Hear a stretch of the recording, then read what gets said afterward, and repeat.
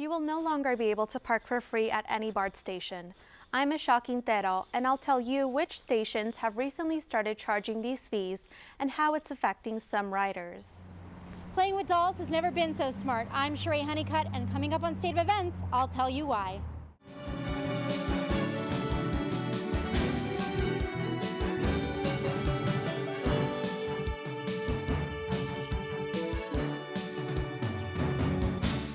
Welcome to State of Events. I'm Erica Cadaret. And I'm Diane Tell. Thanks for joining us. Most BART riders are now paying for parking. BART recently started charging for parking at most stations in order to help pay for their maintenance. Michelle Quintero has information on how these fees are affecting riders of one East Bay city. Michelle? Concord was the first station out of the 4 free parking lots to start charging fees.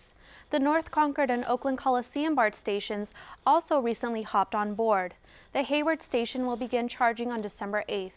Not surprisingly, some riders I talked to are not too happy about having to pay to park. The end of free parking kicked off at the Concord station last month.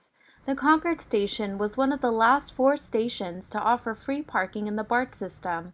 Riders will now have to remember their stall numbers to pay the $1 daily parking fee. But some commuters feel the fees are unnecessary. They shouldn't be charging for parking unless they're providing some extra services like extra police protection or valet parking or preferred parking for seniors. That's why we're taking mass transit to keep the cars off the road, and parking should be included. And this is forcing some commuters to make adjustments to their parking strategy. I'm gonna have to park on the street. So that's not cool. Very hard to park on the street. It's very hard. But transit officials say the fees are necessary since it costs $1.33 a day to maintain each parking space in the system. The revenue generated from the new parking fees will be spent on adding shuttle and feeder services to stations, as well as their maintenance. According to BART, the easiest way to pay for parking is to set up your Clipper card to connect with BART's parking payment program. Riders may also pay with cash by using the AdFare machine. Commuters do not have to worry about parking fees on weekends and weekdays after 3. Reporting live, I'm Michelle Quintero, State of Events. Back to you, Erica.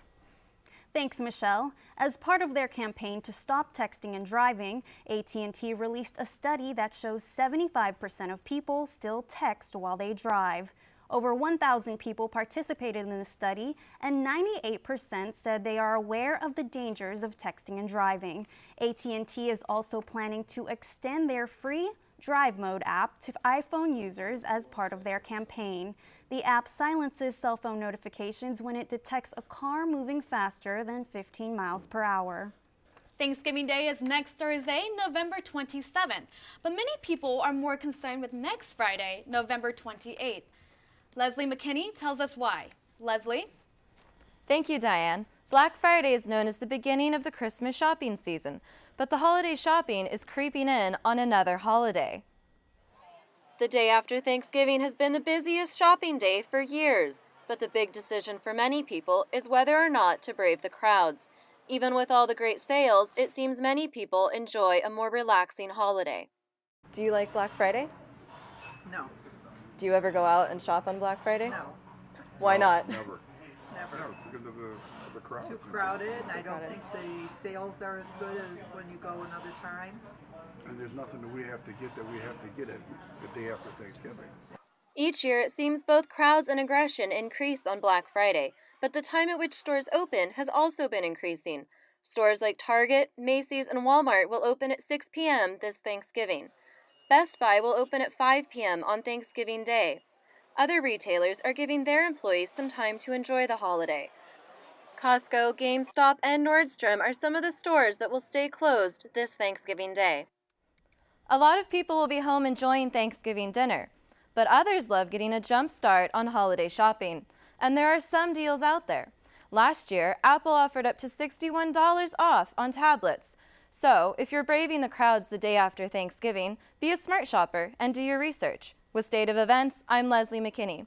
Erica, back to you in the studio. Thanks, Leslie. Speaking of holiday shopping, there's one new toy on the market that's causing quite some buzz. Sheree Honeycutt joins us in the studio with more. Sheree, what's this new toy? Erica is a doll without heels, makeup, and she comes with her own hammer. This doll is not only giving girls something to play with, she's an inspiration, and she may be sparking an industry. All right, guys, the Blockstown Film Festival is still ruined, and we gotta save it. Meet Goldie. She loves to be creative and invent stuff. She, her friends, and trusty dog Nacho are giving a new meaning to playing with dolls. Instead, girls are creating with them. Goldie is a creation of Goldie Blocks. The Oakland-based company wants to get girls thinking and show them that careers in engineering are a possibility. We have a global shortage of engineers, and women represent the largest untapped resource. It's so important to get girls into engineering and technology. In fact, TechBridgeGirls.org found 20% of girls are encouraged to be actresses, while only 10% are encouraged to be engineers. 12% of engineers in the U.S. are women, with 2% of that number being minorities. And men, they're 3 times more likely to choose engineering as a career or major than women. The company says they hope Goldie shows girls it's okay to build something.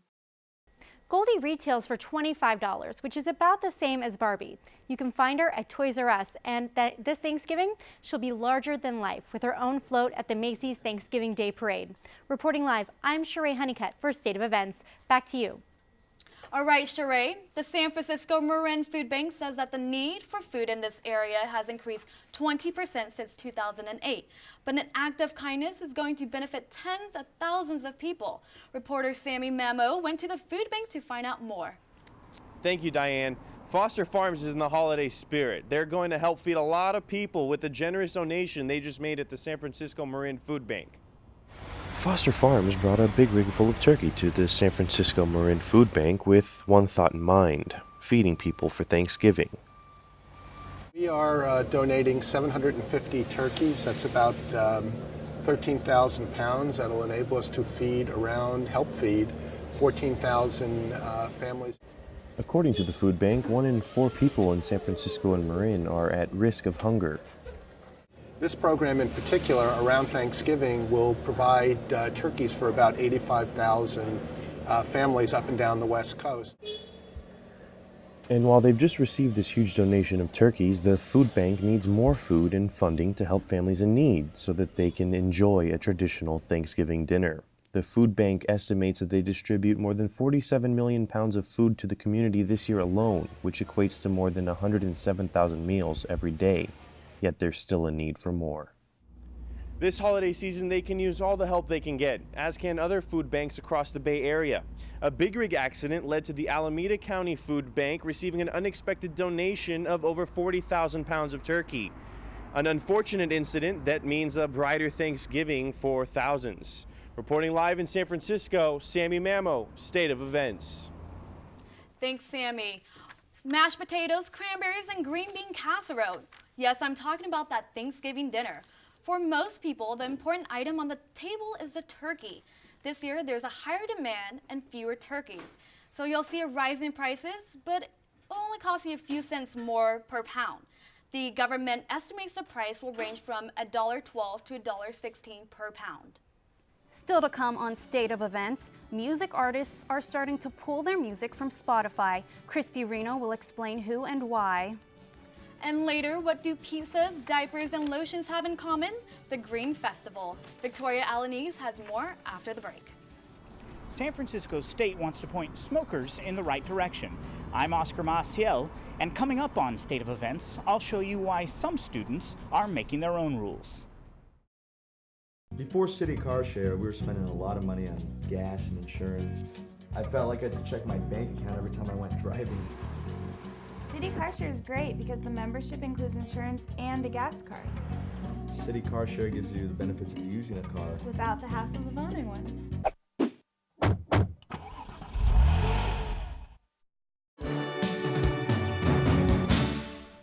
Welcome back to State of Events. The flight of 43 missing Mexican students is gaining a lot of attention. Activists in San Francisco Mission District marched to protest the actions of the Mexican government. Rocky Matters was there and joins us with a live report. Rocky? Thank you. And it's not just in San Francisco. The voices of protest continue to be heard all over the world, and in some cases with violence.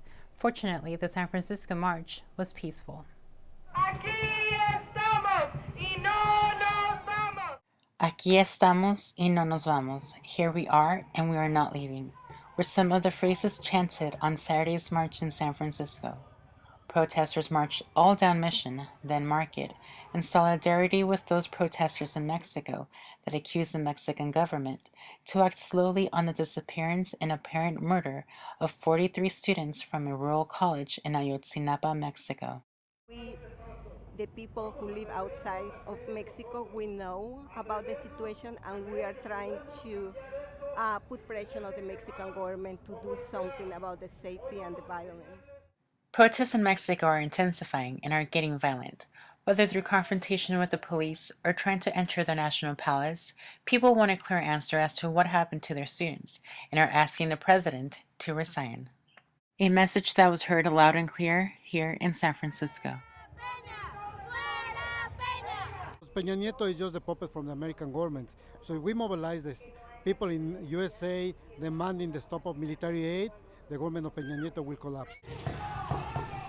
Mexican officials say that the students were killed and their bodies burned. According to the Mexican Department of Justice, it will be hard to determine if the remains are those of the students. Demonstrators say that they will continue to protest until they get clear answers. Reporting live in the newsroom for State of Events, I'm Rocky Mathers. Back to you, Erica. Thanks, Rocky. An ambitious San Francisco program to help kindergartners enroll in college is the first of its kind in the United States.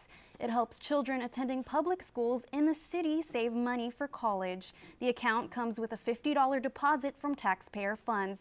That amount doubles for kids in the National Student Lunch Program.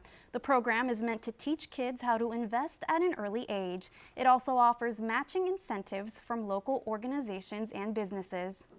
For many students at San Francisco State University, a cigarette is a welcome break. There are smoking restrictions on campus, so we wonder, how are students coping? Reporter Oscar Maciel takes a look at a smoker's life on a smoke-free campus. Oscar?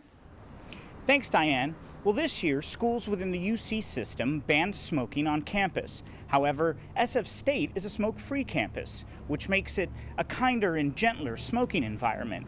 It allows smoking in certain areas and is enforced by campus police. I spoke to a few students who told me what it's like to be a smoker on campus.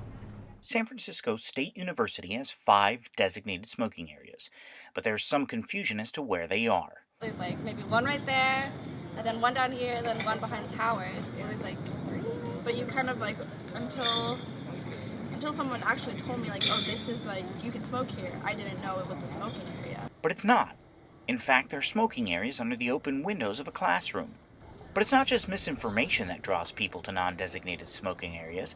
It's also an issue of convenience. I've been taking classes like at HSS building, and I have to walk like half a mile just to smoke a cigarette. It gets really frustrating. It's definitely kind of a nuisance to have to like go all the way over here if I'm all the way across campus. But choosing to smoke in an undesignated area could get you a ticket. The smoke-free campus fine is $58. However, some students believe the threat of being fined is just a threat. There's no real like reinforcement of the laws or anything, to be honest, because I can smoke anywhere on campus if I really wanted to. Campus police declined to comment on their enforcement efforts, but I spoke to Christine Morley with the Smoke-Free Campus program here on campus. She told me that the university posted new signs pointing smokers in the right direction, but the smokers I spoke to said new signs don't equal new smoking areas. Live in San Francisco, Oscar Maciel, State of Events. Thanks, Oscar. San Francisco's Fort Mason Center hosted this year's Green Festival over the weekend. The 3-day event displayed the most recent breakthroughs in the eco-friendly world. Victoria Alaniz got to see firsthand how some inventors are looking outside the pizza box. Victoria? San Francisco is known as one of the most eco-friendly U.S. cities, with waste-free regulations, bans on plastic water bottles, and single-use plastic bags. San Francisco's goal is to become completely waste-free by the year 2020. So it's only appropriate the 2014 Green Festival chose San Francisco as this year's host. The Fort Mason Center welcomed the 13th annual Green Festival, where thousands of people got to check out newer and better ways to live an eco-friendly lifestyle. Whether you wanted some natural beauty products or a greener way to listen to some music, the over 250 eco-friendly vendors had a little something for everyone. And what do most people have in common? A love for pizza. Italian native Fabrizio Cercatore fused together his love for Italian flavor with a healthy twist. That is my recipe, and I use all grain from the United States.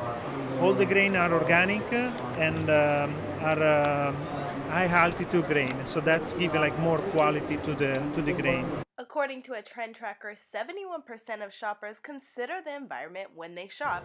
But with such a high interest in a fairly new business trend, how do you keep customers coming back? In a year, we've developed into a retail company line, food service line, we've expanded our gluten-free line. So all of that has come from customer feedback, requests from customers, customers telling what they want, what they find in other companies, what they lack in other companies. The festival featured vendors from across the world promoting sustainable ways to live greener every day. From cloth diapers to organic chewing gum, vendors offer green alternatives for just about anything. The festival's next stop is Portland, but will return to San Francisco sometime next year. Reporting live in San Francisco, I'm Victoria Lanise. Back to you. Thank you, Victoria. The first spacecraft to touch down on a comet is now in hibernation. The European Space Agency successfully landed a probe on a comet November 12th. The 10-year journey is temporarily stalled after Philae, the space probe, is now in sleep mode because the solar battery died. ESA told the Associated Press that they are very confident that at some stage the probe will reawake. So there is some hope that at some stage when we are closer to the sun, Philae wakes up again and talks to us, but we need to be very lucky that this happens. This is most likely to happen next spring as the comet flies closer to the sun, letting the solar panel recharge its battery. The mission's goal is to hopefully give unique insight into the history of our solar system. You may have a harder time listening to your favorite artists for free online. That's because some popular artists are pulling their music from a popular music streaming website. Christy, what does this mean for listeners? Well, Erica, if you love Taylor Swift, then you won't be able to find her music on Spotify anymore. She has pulled all her music off that website. Spotify listeners are disappointed. An online music streaming service, Spotify, has grown in popularity. Users enjoy Spotify for all that it has to offer to them. I personally really enjoy it because, I don't have to illegally download it in order to listen to it, and then I can figure out if I want to buy it or not. So, if anything, I think it benefits them. But now they are starting to have a new battle with the artist. It all began with Taylor Swift. Shortly after releasing her recent album 1989, Swift took down all her music on the popular site. She says, "Important rare things are valuable. Valuable things should be paid for. It's my opinion that music should not be free, and my prediction is that individual artists and their labels will someday decide what an album price point is." Swift doesn't think that Spotify pays them enough. Spotify stated that they pay nearly 70% of their revenue to the music community, and if she stayed, Swift would have earned a $6 million check. Besides Taylor Swift, country artist Jason Aldean has removed his newest album. Artists say they don't like seeing a decline in album sales. They hope by taking their music off Spotify, record sales will increase. Reporting live in the newsroom for State of Events, I'm Christy Reno. Back to you in the studio. What do Kim Kardashian, Victoria's Secret, and Solange Knowles have in common? They are all making entertainment headlines. Bianca Della Paz tells us more about it after the break. And what better way to spend your weekend than learning how to save a life with the NERT program? I'm Oscar Maciel, and that's coming up on State of Events. Coffee awakens all the senses, but only Fair Trade certified coffee awakens the sixth sense, the sense of fairness. Fair Trade certified. Taste fairness. Welcome back to State of Events. Being prepared in case of an emergency is important, but being specifically trained for an emergency is invaluable. Reporter Oscar Maciel visits a special training for ordinary people with extraordinary courage. Oscar? So the incident is a fire, okay? So we know what we do as nerds with fire, right? This fire may not look like much, but to the brave men, women, and children of NERT, You're very careful. You're going to go in and you're going to find the panel to shut off the electrical. it's all part of their training. NERT stands for Neighborhood Emergency Response Team. It's an emergency training program developed by the San Francisco Fire Department.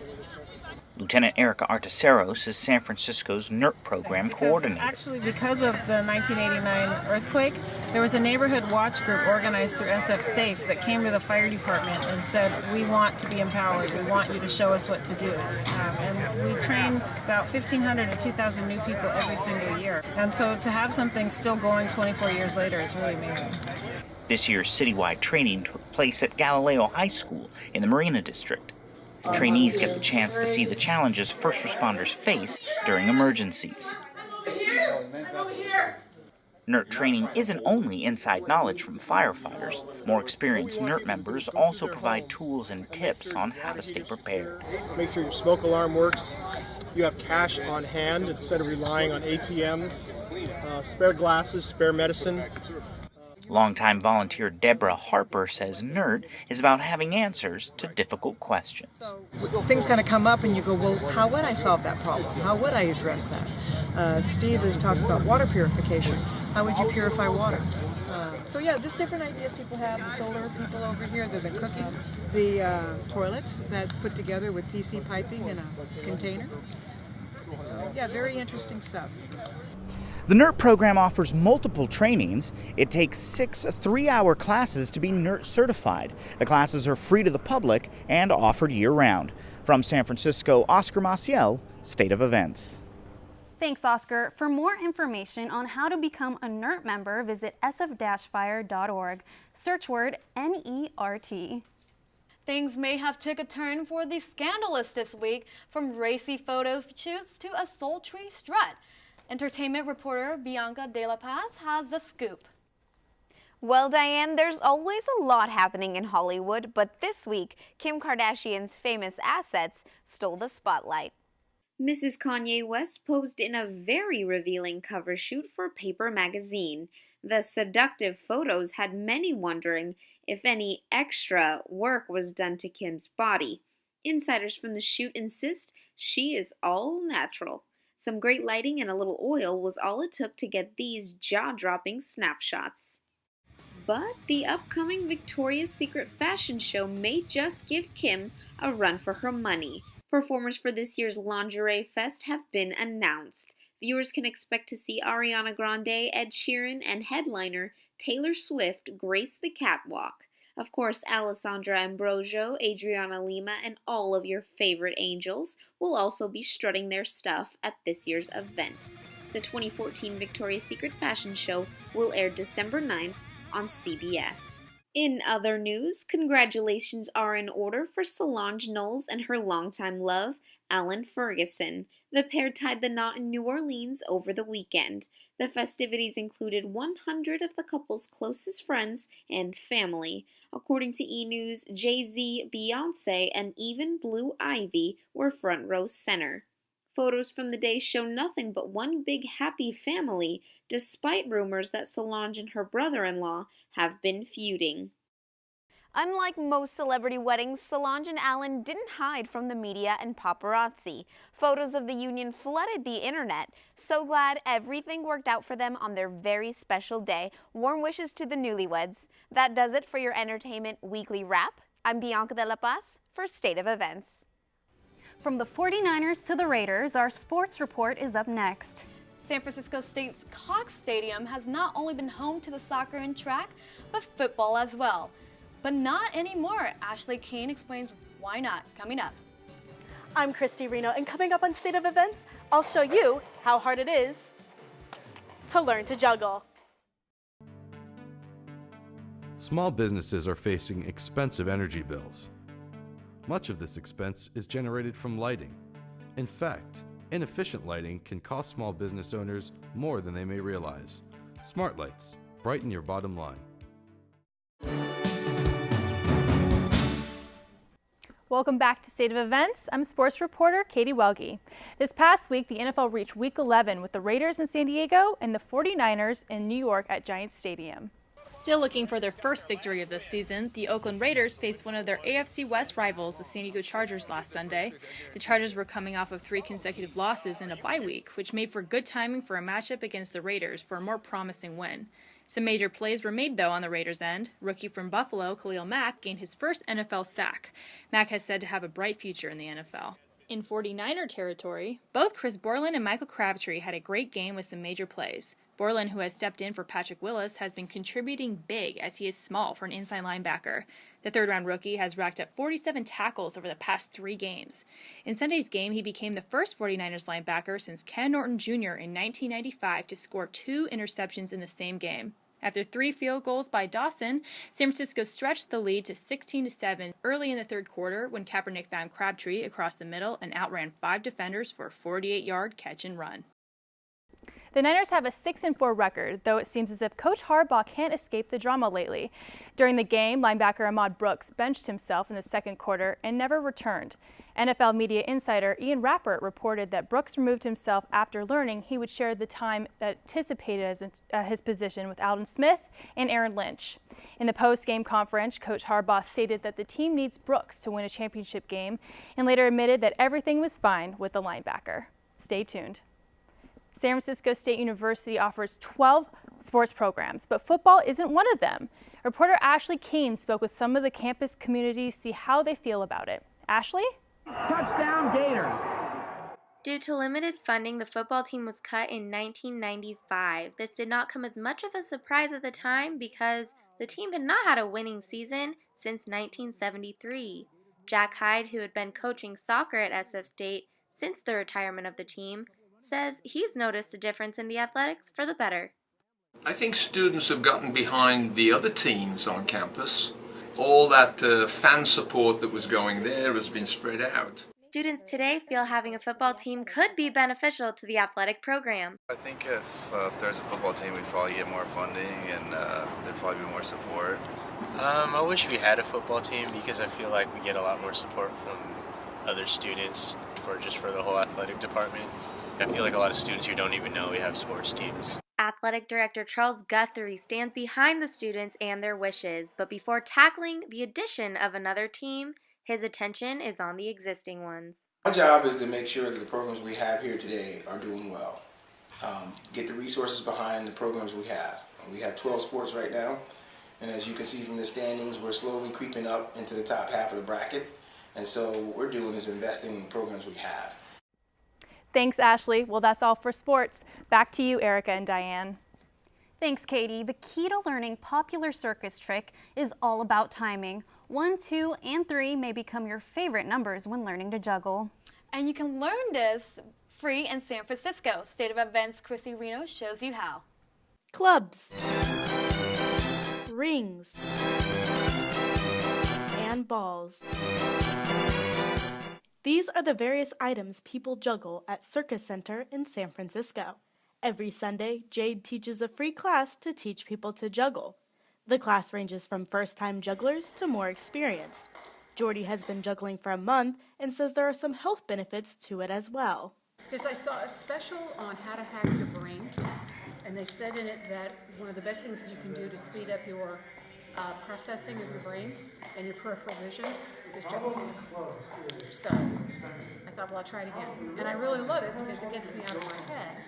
And I can't be thinking when I'm doing this. So it's very relaxing. But juggling does take lots of practice. A 3-ball cascade takes about 7 hours to learn. And that's the end result. People of all ages come to Circus Center to practice their juggling. Jade learned how to juggle just from a pamphlet. He likes passing the hobby on to others. Once you learn a 3-ball cascade, once you get to be able to do a 3-ball cascade, you'll start teaching people. You'll discover, hey, this isn't hard at all, this is easy.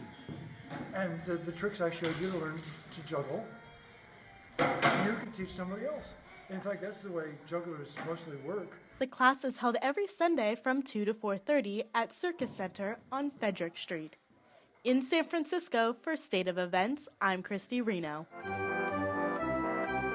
Thanks, Christy. Well, that's going to wrap up State of Events. I'm Diane Tao. And I'm Erica Catteray. We'll see you next week.